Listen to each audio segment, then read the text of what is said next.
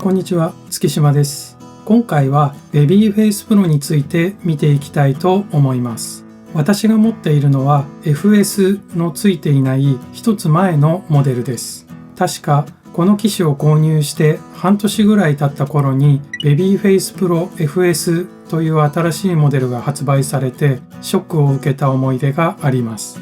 でもこのベビーフェイスプロは動画撮影時の音声録音やボーカルレコーディングなどに活躍してくれています。取り回しが良くて設置場所を選ばないので重宝しています。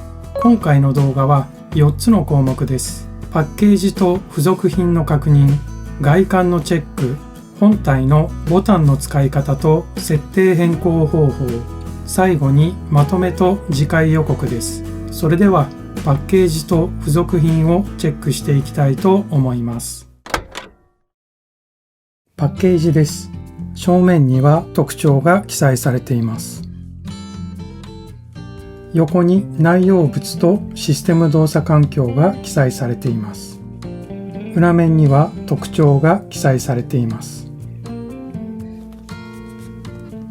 ここにキャリングケースが入っています。取り出します。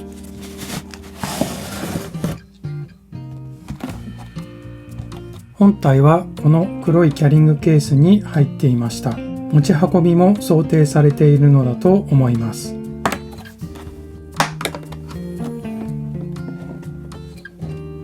中には USB2.0 ケーブルと MIDI のブレイクアウトケーブル、他にマニュアルが2冊と保証書が付属します。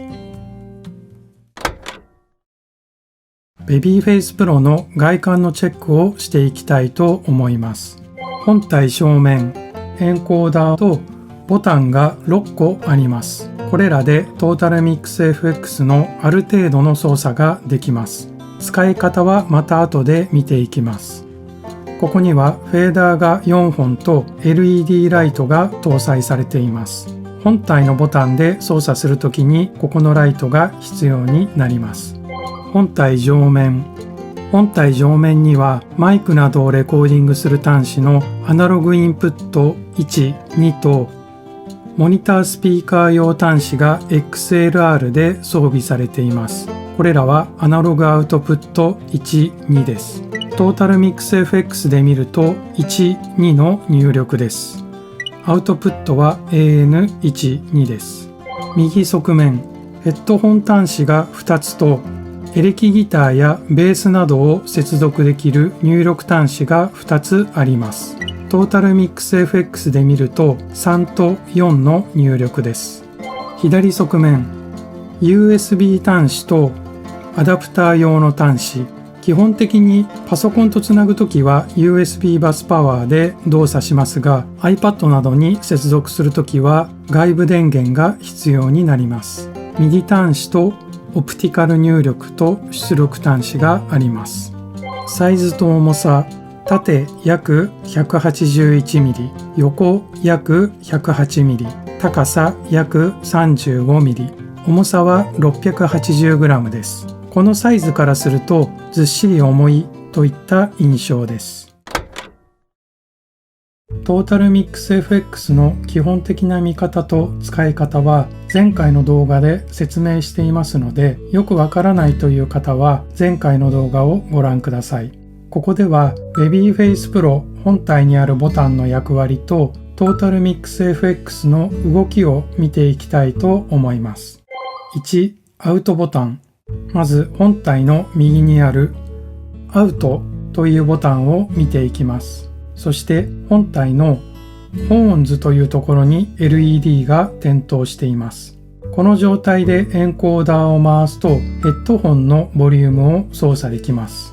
私の場合はコントロールルームのメインに設定していますのでトータルミックス FX のここのフェーダーが動きます。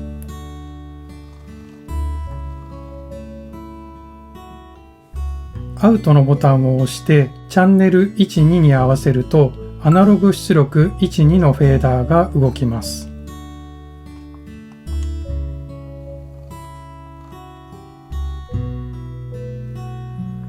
多くの方はここにモニタースピーカーを接続していると思いますので、エンコーダーでモニタースピーカーの音量を操作できます。また、オプトも操作できます。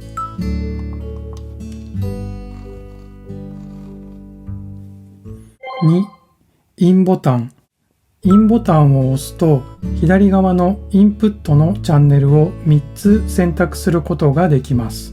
ここに表示されているチャンネル1、2、チャンネル3、4、オプトです。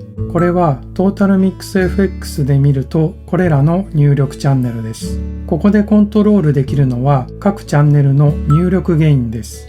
例えば、インボタンを押してチャンネル1、2が選択されているときにセレクトボタンを2回押します。点滅しました。AN1 のトラックが選択され、エンコーダーを回すことで入力ゲインを操作できます。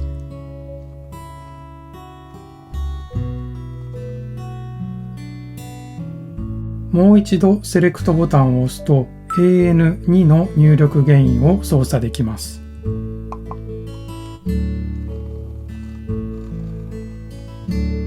もう一度押すと AN1 と AN2 を同時に動かせます。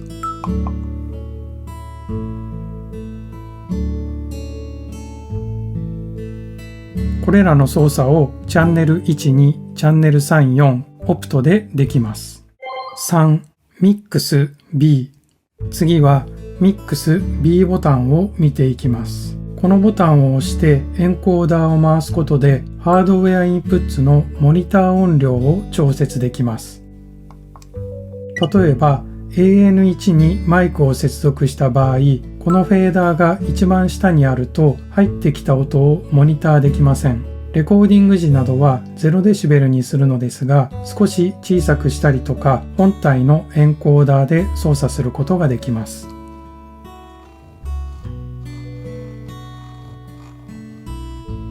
また、インボタンでトラックを指定し、セレクトボタンを使用することで任意のフェーダーを操作できます。4. A セット。A セットボタンです。これはデフォルトの設定では2秒間長押しすることでリコールという値を設定することができるボタンです。トータルミックス FX 内でオプションズセッティングのページでリコールという値があります。私はマイナス45デシベルに設定しています。トータルミックス FX のコントロールルームのここにリコールというボタンがあり、これを押すとメインのフェーダーがマイナス45デシベルに移動します。これを設定するボタンが A セットにデフォルトで割り当てられていますが、正直実用的ではありませんので、私は変更しています。変更の仕方はオプションズ、アーク&ファンクションキーと進み A のところを見ます。ここに表示されるリストから自由にボタンの役割を指定できます。私はこの中からファンタム1を選択しています。これは AN1 のトラックのファンタム電源をオンにする設定です。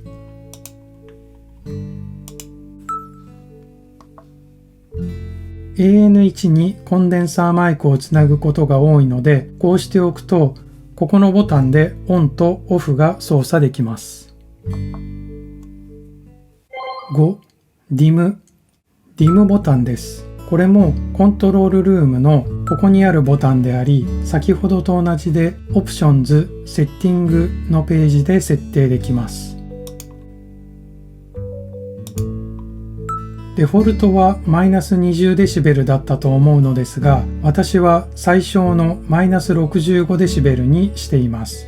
何か突発的に大きな音が出た時にこのボタンを押すことで音を小さくできます。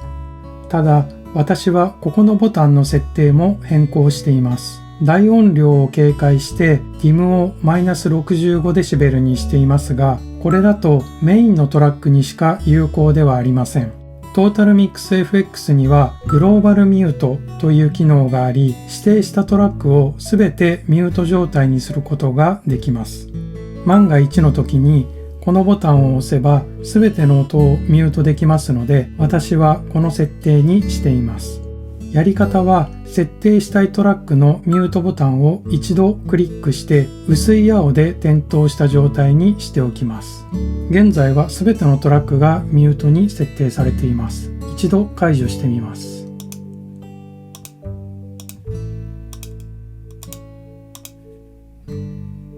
はい、何も設定していない状態だとこのような感じになります。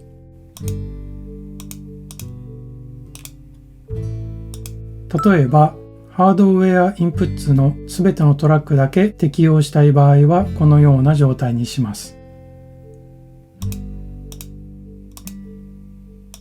これで全てのトラックが設定された状態になります。この状態で DIM ボタンを押すと濃い青に変わり、全てのトラックがミュートされます。これで万が一の事故を防げると思います。6. セレクトボタンを押しながらエンコーダーを回すと、アウトプットのところで選択されているトラックのパンを操作できます。例えば、ホーンズを選択中にセレクトをしながらエンコーダーを回すと、メインのトラックのパンニングを操作できます。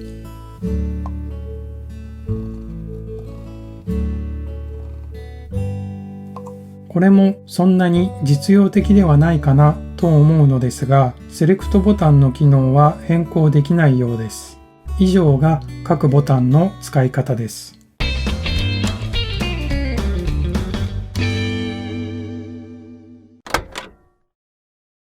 いかがだったでしょうか。ベビーフェイスプロ本体のボタンだけでもそれなりに操作が可能です。人によってそれぞれ使い方が違うと思いますので、使いやすいボタン設定を研究してみるのも面白いと思います。次回は Fireface UCX と Arc USB のボタン設定について考えていきたいと思います。また次回の動画も見ていただけたら嬉しいです。それでは最後までご視聴ありがとうございました。